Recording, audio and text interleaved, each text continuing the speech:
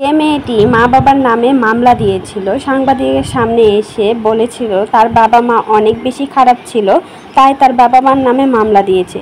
সেই মেয়েটিকে ধুয়ে দিল পুরোই তন্নি। দেখুন ভিডিওটা কি বলে।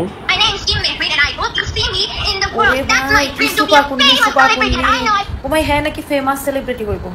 হে বোন, তুই তো নিজে স্যার একটু আয়না দিয়ে দেখো, এরকম সুপা করে হে কিভাবে ফেমাস সেলিব্রিটি হবে কন?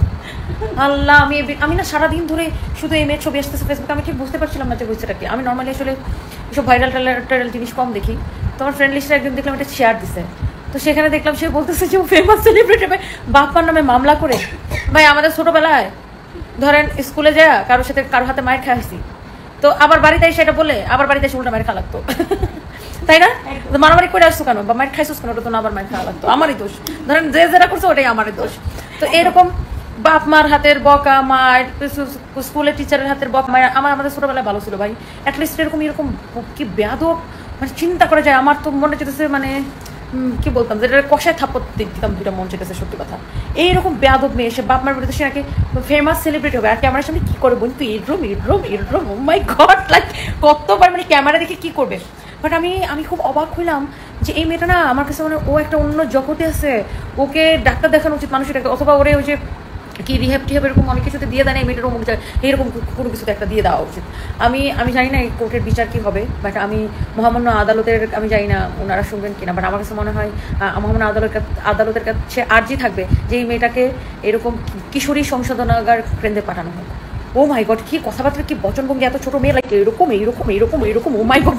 ওর আবার সাংবাদিক ভাইয়েরা ক্যামেরা ধরতেছে, ও ক্যামেরা দেখে কী করবে না করবে, নিজের কি ভাবতেছে না ভাবতেছে, আর কি সোপা ও মা গো মা। এটা এরকম সোপা যদি আমরা ছোটোবেলায় করতাম তাহলে মানে আমাদের হাড় দিয়ে আর মাংস সব আলাদা হয়ে যেত ভাই, যে পিটানি খাওয়া লাগতো। আমার কাছে মনে হয় না আগেই ভালো ছিল, পিটানি খায় মানুষ হতো। এখনকার এটা কি অসভ্য বাচ্চা, ও বাবা। হ্যাঁ মিলি আপু, আপনার কিরম লাগছে শরীরে? চটকা মানা দরকার একেবারে। আমি খালি মানে ওইটার ভিডিওটা দেখতেছি আর আমি আমার ছোটোবেলার কথা ভাবতেছি। মানে ধরেন কারোর সাথে একটা ঝগড়া হয়েছে, তারপর বাসায় আসছি, ওটাও আমার দোষ। ঝগড়ার মধ্যে যেই দেরা হয়েছে অন্য কারোর দোষ হলেও এটা আমার দোষ, কারণ ঝগড়া করছি কেন। আর বাপ মার নামে মামলা, চর মানে তার 32টা ফালাই দিত দেরা। ও মাই গড। আর এখনো আমার তো বাবা নাই, বাট আমার বাপি শুধু একবার শুধু বলতো এই আমরা শেষ, অজ্ঞান। এটাও লাগতো না, খালি বলতো ওই শেষ। এখন আমাদের টিচারদেরকে দেখলে এখনো মাথা নিচু হয়ে যায়, এখন মাথা মানে নিচু হয়ে যায় কি, মানে টিচারদেরকে দেখলে এখনো অনেক ভয় পায়, লাইক এরকম। আর এগুলো কি অসভ্য মেয়ে এটা। আর আমার কাছে মনে হয় এই ভিডিওটা যারা না আপনারা ধরেন ভাইরাল করতেছেন, শেয়ার করতেছেন, আরও বেশি বেশি করে প্রচার করতেছেন, আমার কাছে মনে হয় নেগেটিভ জিনিস আমরা যত কম প্রচার করবো তত ভালো। এটা বাচ্চারা যত দেখবে তত এটা একটা মানে আমার কাছে মনে হয় বাচ্চাদের মনে একটা নেগেটিভিটি তৈরি হবে। আমার কাছে মনে হয় যে এই ভিডিওটা স্প্রেড করা আমাদের উচিত হবে না, এটা মানে এটাকে এখানে থামাই দেওয়া উচিত। আর এই সেমরিটা ধইয়া কিশোরী সংশোধন করে পাঠানো উচিত। এমন আমি খালি আমার চোখে খালি বাচ্চাতে কী করতেছে। আমি নর্মালি কখনো এইসব র্যান্ডম কিছু দেখিও না, কি হয় না হয়। বাট আমি সারাদিন আজকে কোথায় ছিলাম আপু, আমরা ঢাকা থেকে 7টায় বের হয়েছি, আসছি যশোরে, আমাদের মেলা চলতেছে, যশোরে মেলা করে আবার আসছি খুলনাতে, আমাদের শোরুমে খুলনাতে এসে 3টা-4টা লাইভ করে আজকে সারাদিন আমি 6টা লাইভ করছি।